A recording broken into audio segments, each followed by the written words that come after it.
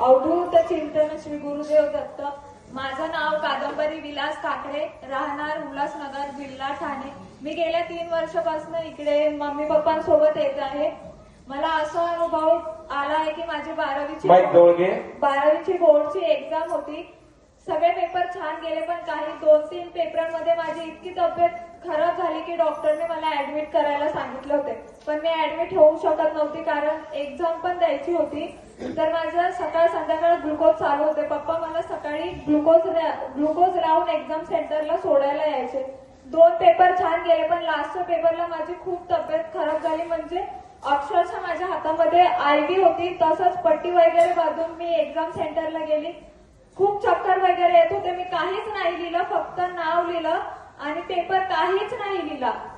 आणि रिझल्टच्या दिवशी इथे आमची पंगत होती, तर सर्व फॅमिली आम्ही आलो होतो। तर मी बाप्पांना सांगितलं की असं असं आहे। बाप्पा बोलले तू पास आहे। त्यांनी बोलले बाहेर जा आणि परत ये, तू पास आहे आणि सांग रिझल्ट काय लागला। मी तसं बाहेर गेली, रिझल्ट चेक केला आणि मी पास झाली।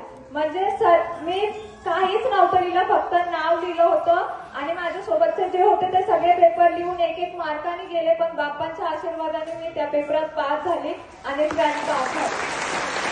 आणि दुसरा अनुभव मला असा आला आहे की मी खूप चिडचिडा स्वभाव होता। म्हणजे लोक मला बोलताना विचार करायचे की मी हिला काय बोललो तर ही उगाच काही पण बोलेल, पण जेव्हापासून मी घरी ग्रंथ पारायण वाचायला चालू केलं तेव्हापासून माझा चिडचिडा स्वभाव एकदम शांत झाला आहे।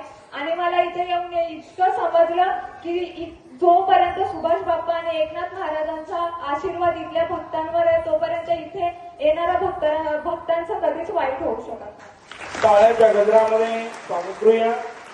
धन्यवाद बेटा, आशीर्वाद।